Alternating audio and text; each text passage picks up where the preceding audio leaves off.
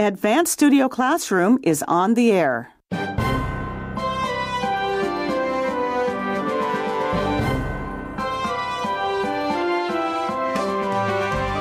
Happy Father's Day!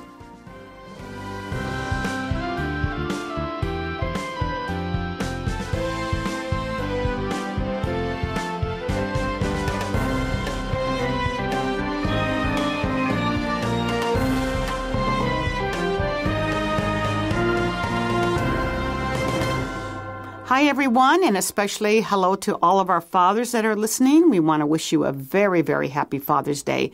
Don't we, panelists? Yes, happy Father's Day. Yeah, happy Father's Day. Okay, so who is saying this? Oh, hi, everybody. It's Amanda here. It's good to be back on the show today, and good to be here with you, Linda, and also... Brandon. Hello, everyone. Good to be back. And my name, as Amanda said, is Linda, and we are very happy that you all could join us. And today we're going to talk about the gift of respect on Father's Day. But we started this article yesterday. This is our 3-day parenting article. So what stuck out to you yesterday about what we discussed yesterday, Brandon? Well, yesterday we talked about an article that is written by a man, Jim Daly, so it's from his perspective. And I like how he is taking the time to reflect on his life as a father. And if we don't reflect, it's hard to make changes. And so he's taking the time to do that, and we can learn from that and do that in our own lives, whether we are fathers or not. What changes do we want to make in our lives? And what about you, Amanda? What stuck out to you? I think yesterday Jim talked about that he often thinks that a big part of wisdom is in one's ability to glimpse the end while still at the beginning. And I thought that was really good because that also helps you to be present, you know, in the now. Mm-hmm. And yes, in your daily life with your children.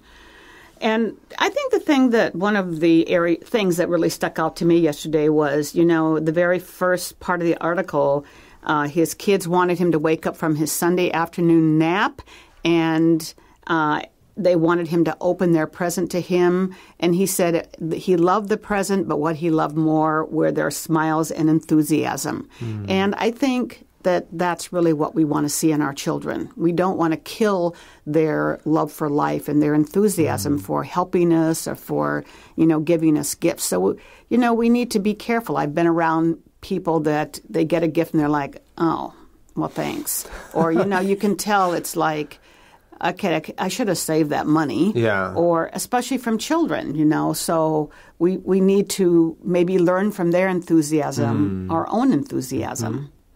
So today we're switching a little bit. Yesterday we were talking more about parents' relationship with their children, and today we're changing it a little bit to a wife's relationship with her husband and her feeling toward him and how she can show that to him and how that will affect children.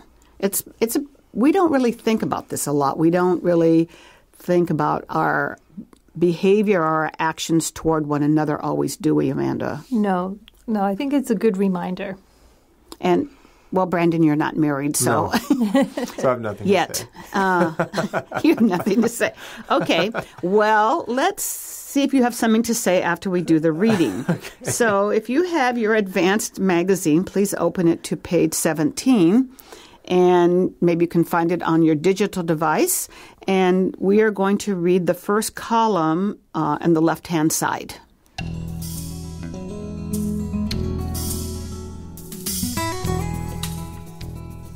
The gift of respect on Father's Day. Recently, my husband Greg and I were attending our weekly marriage group. The food was great, the company even better, but I have to confess that the teaching was difficult for me because of the conviction it brought to my heart. The Bible verse presented that evening was familiar to me. Ephesians 5:33. Let each one of you love his wife as himself, and let the wife see that she respects her husband. There it was, straight from the Bible, teaching that men are called to love their wives and wives are called to respect their husbands. As I sat quietly, I knew that this issue was something I wanted to really focus on. I wanted to be intentional about respecting my husband, especially in front of our children.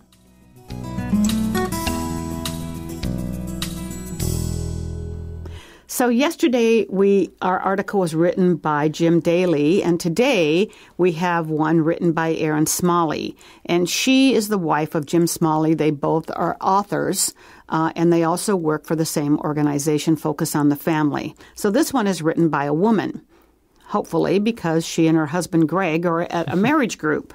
And they go to a weekly marriage group. Have you ever done that? Gone to a weekly group? Yeah. I mean, I've gone to a small group from my church, which is weekly, but not specifically for married couples. Okay. Well, we used to belong to one that met every other week. And it was good for all of the couples that attended it.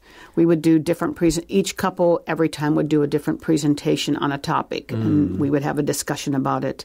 So she describes it. She loved the food and the company even better. That would be my favorite part, the food. The food. Just wait, Brandon. And the company, but there's one thing that was a little bit difficult. Right. She had to confess that the teaching was difficult for her. And when we confess something, it means we need to be honest. Mm-hmm, we want to share honestly about what we're actually feeling. And so for her, the teaching that they had in the group that day, so usually in a small group setting, there is a period of time where you get together and you eat and you chat, but then there's also a period of teaching, right? Right. And the reason that this teaching was difficult for her is why, Brandon? Because it brought conviction to her heart. In other words, when she heard the teaching, it kind of hit her in a place where she knew that some change needed to take place in her life. She was convinced that she had done something wrong. And so that's not a good feeling. But it's a good thing, but it doesn't feel good. You're talking like you've had experience. I do. I think we all have had that, where you have this feeling inside like, I didn't really want to hear that. But it is something that we needed to hear. And, this wasn't directed at her. It was spoken, was teaching for the entire group. Right. But when conviction comes like that, it's not like somebody saying, you should do this and do that. It's a feeling you have within yourself. Right. Okay? And they are studying the Bible here, okay? And as we said before, the Bible is from the Christian religion, and it lays forth the story of what God has done for his people and also how Christians and people in the world should live their lives. And so they had this verse from the book of Ephesians, and Ephesians 5:33. And what did that say, Brandon? It says, "Let each one of you love his wife as himself, and let the wife see that she respects her husband." So it talks about love and respect. Okay. And I think what you said a little bit earlier, Amanda, is true. Women need to be loved, and men need to be respected.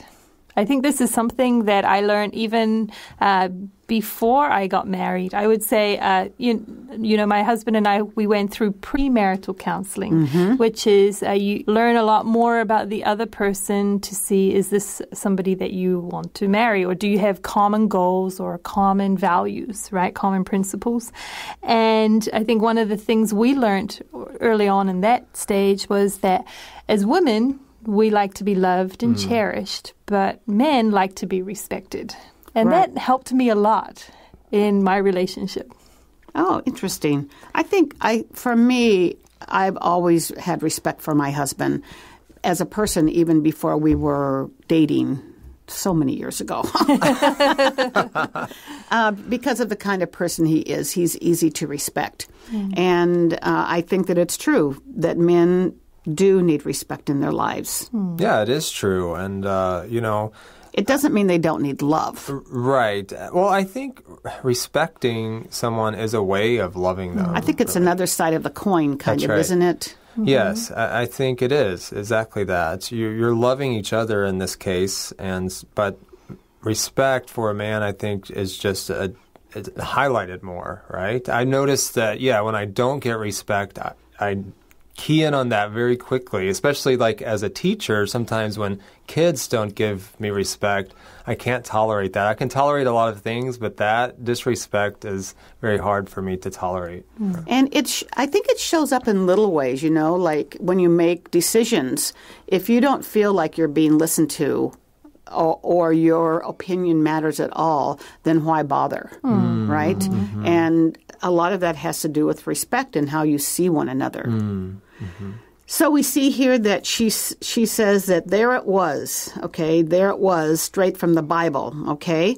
So she's talking about this verse from the book of Ephesians, and if this word actually comes from a place that really exists. It's called Ephesus, and there's a person that wrote a lot of books in the New Testament, it's called in the Bible, to different cities that he had visited to encourage people. And this is one of the teachings. His name was Paul, and this is one of the teachings that he is presenting to those people. So there must have been some marital problems in this city that he visited. So he was telling them that men need to love their wives, and wives need to, I love it, see that she respects her husband. So that means you should be doing this.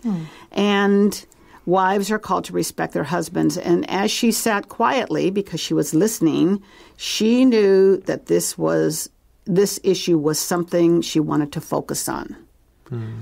Have you ever been at somewhere and you were like, oh yeah, I needed to hear that, but I didn't want to hear it? Yes. Many times. Right. Okay, I hope mine isn't many times. It does happen, but it's good for us to hear that so we can make the necessary changes, hopefully. Maybe you're taking notes when you start to hear something like that. But if you never hear it, then you may not think about it. You may not make the change. So it's good. Yeah, I think, and it can happen from a range of subjects in your life, right? It could be relational, like we're talking about today, but I've also had it where, somebody's been teaching on time management, and I think, yes, that's what I need to do. I'm terrible with my time management right now. Those tools would be very helpful for me to help change that. Right, so we need to have an open heart and an open mind. We usually think of lectures or presentations when we're learning something intellectual, but, it goes across a lot of fields. Right. So it depends upon what the intent is. And she said that she wanted to be intentional about respecting her husband, especially in front of their children. Okay, this word intentional is kind of a buzzword. There are words that kind of come and go and are very popular to be used. And I've noticed that this one has been a popular word to use in the last 3 or 4 years. Yeah. What does intentional mean, Brandon? It means that you plan to do something. Right. Right, and it's a good word. It's good that it's popular, I think, because we do need to plan things out. If we just wait until the moment, we may make a bad decision. But if we plan to do it ahead of time, then we can look for ways to implement that or use that. Right. It means to be purposeful and to be proactive about it. So, when I said that, it sounded like I didn't like this word, didn't it? But, I've heard people say, I'm going to be very intentional about what I eat. I'm kind of like, really? Yeah, I'm going to plan to eat donuts. And yes, and chocolate. No. But she said here she wanted to be intentional. I can't even say that word. Intentional about respecting her husband, especially where? In front of her children. Do you think that's important? Yes, I do, because children are learning and they look at the examples around them, and of course parents being the closest, and they learn to see what examples or how the parents handle different situations, how they handle their relationships with their spouse, with other people in their life, and they learn from that. And often they may think that that is the norm, or it can really have an effect on how they approach their relationships in their lives. Yeah, I think it's very important. Children pick up on habits from their parents. And so if the parents are loving and respecting each other, hopefully they will think, oh, this is the way you're supposed to treat other people and your spouse and so forth. And they'll pick up those good habits, hopefully. You know, it is really true. It reminds me of something I witnessed many, many years ago. And it was a couple, and they had a little boy about 2, I think. 2. I don't think he was quite 3 yet.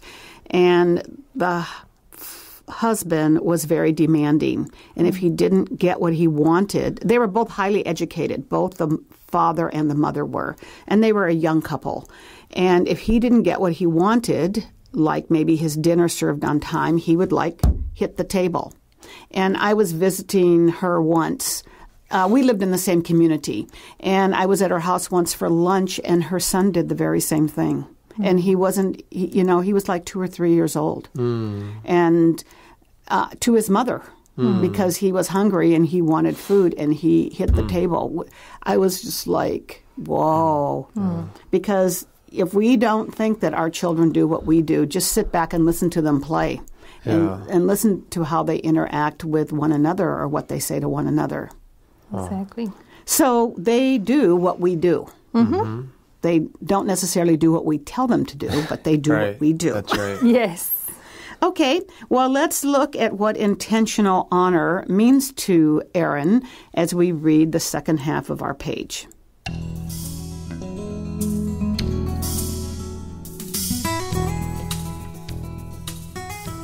Intentional honor. I don't intentionally dishonor or disrespect my husband. However, in the rush of life, I often respond to him in harsh tones or with body language that screams disrespect. As the teacher discussed how our children are watching our every move, I had to ask myself if I was leading our kids to ultimately think that my behavior toward their dad in those moments was acceptable. I realized there were times that I even justified my actions or words. I'd defend myself by saying, I just needed his help with the kids now, not in 30 minutes. So I increased my tone to intensify my immediate need. Or I'd clarify, I was in a hurry to hang up because I had to pick up one of our kids from school. However, it says in the Bible that wives are to respect their husbands, and I noticed that it didn't say if we have time, or when we can think about it, or even when it's convenient. I realized that it wasn't like I was premeditating disrespect or planning to be rude. I just let it happen in the craziness of my daily life.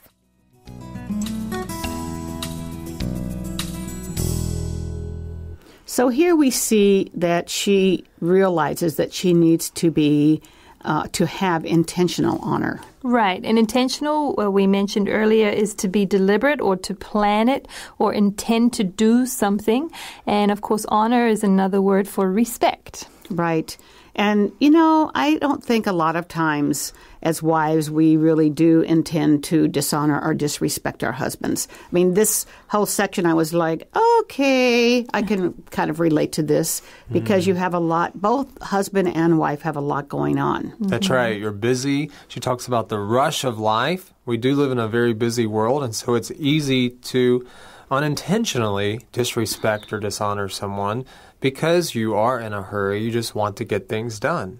Right. And so she goes on to say she often responded to him in harsh tones or with body language that screams disrespect. So what does this mean? When you read this sentence, what does this mean to you guys?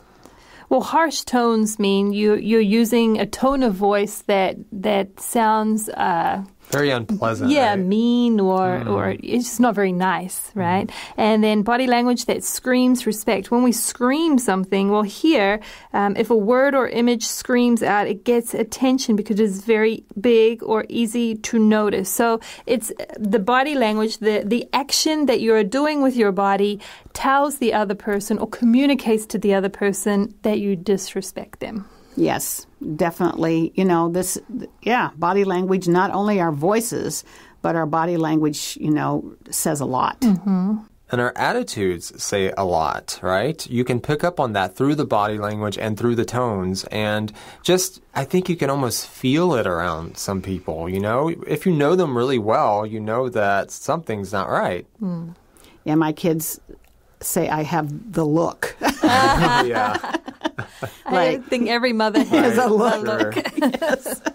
Or the stance. Yeah. You know, the way you stand is like, you are in big trouble. So the teacher, she goes on to say that, you know, it's very true. Our kids do watch our every move. And she had to ask herself this question. And what was the question, Brandon? Well, she had to ask if she was leading her kids to think about, you know, her behavior toward their dad in those moments. Was that acceptable, you know? She's thinking about how are they viewing this, you know? And that's a good motivation, I think. It's not just you and your husband in this case, but it's also you're affecting the kids. Right. And we really do. I mean, both parents really have a big effect on our kids. Right. And I think it's what you mentioned the story before, but also, like I mentioned earlier, the children, if they see that happening often enough, they question, you know, is this the norm? Like she said, is this acceptable? You know, and if they see that often enough, they may continue to think that, yes, that is normal, that is acceptable, and then go on to lead their life that way. Right. And that's how we get into cycles. Right. Within our lives that just keep going through generation after generation, because that's what we really parrot what we see. That means we do what we see. Right. Yeah, so maybe you didn't grow up in a home where you had good examples, right? So you can still change. It's maybe much more difficult, but it's still possible. Right. And here I don't think that she meant to be disrespectful. You know, you can tell that she didn't by her writing, but then she started to realize, maybe I'm showing disrespect without really meaning to. I mean, she said that she wasn't intentional about it at all. It's sometimes, you know, it happens in life. And she said that, you know, the next paragraph, she realized there were times that she justified her actions and words and defended herself. And I just needed his help with the kids. Now, not in 30 minutes. So I increased my tone to intensify my immediate need. I like that sentence. In other words, she was yelling at her husband. Yes, but I think it's easy to justify our actions. I can do that. Yes, it's so easy. You think, Yes. you know, if you justify something, you think of good reasons why it's okay. Even though deep down you're thinking it's probably not okay, but you're really trying to find reasons that it should be okay, right? Yes. I need your help right now. Yeah. So this is not easy, you know, because maybe you really do need his help right now, your husband's help right now, Right. and they're a little slow on the uptake. And it's all happening in a moment. Right. But you know, we are only in charge of our actions. We're not in charge of anybody else's actions. So she said, or she'd clarify, I was in a hurry to hang up because I had to pick up one of our kids from school. Okay? So, I mean, I'm assuming that her husband was calling her and talking to her about something, and she's like, gotta go, bye. Yeah. Right, and she's looking at this all from her perspective, of course, and she's busy, and so she's just got to go to the next thing, but she's realizing maybe I should have handled that a little differently. Right, and what does she say that the Bible says about this, Amanda? That wives are to respect their husbands. And so she noticed that it didn't say if we have time or when we can think about it or even when it's convenient. You know, it's habit building, I think. You know, the way we talk, the way we behave towards somebody, you know, we build that naturally into our lives. And if we are in a habit of being sharp and using a harsh tone or being nasty about something, you know, we develop that habit. That's Yes. right. Yeah. And she said that she realized that she wasn't premeditating disrespect or planning to be rude. Usually we hear this word premeditate when we're talking about murdering somebody. Yes. Yeah. We do. So Are you premeditating anything, Brandon? Well, nothing like that. Premeditating murder, for example, you plan it out ahead of time, which is awful, of course. But here, the idea is that you plan something out in advance. We had another word earlier, right, that was similar to this. We talked about the word intentional. Okay, you plan to do something. But here, I don't often use this word except with murder, but but thank God I'm not thinking about that. But anyway, it just means to plan something out ahead of time. Right, and so she wasn't planning to be disrespectful or rude. The last sentence, she just let it happen in the craziness of her daily life. And life, when you have kids at home and life gets wild and crazy, it's very easy to become irritated or want something done now because you know that in 5 minutes that's going to be gone and you're going to be on to something else. But once again, I think we can train ourselves how we react. We not premeditate how we're going to act. Right. So think about it. I think yesterday we talked about, Mr. Daly and how he's reflecting. So here we're talking about thinking ahead of time. And it's important here, the theme, I think, is to think, to stop, reflect. What changes can you make? And decide to do something before you get into a situation. So when you're in that situation, hopefully you will make the right choice. And our article tomorrow, remember we said this is a 3-day article, is going to go on to help us maybe learn some ways that we can, build respect into how we behave with our spouse. But before that, we need to go, give you some time to think about what we talked about today and read it over again. And we hope that you will join us again tomorrow for our 3rd day of our parenting article on Father's Day. And once again, happy Father's Day. Happy Father's Day. And see you tomorrow, we hope. Bye for now. Goodbye. Bye.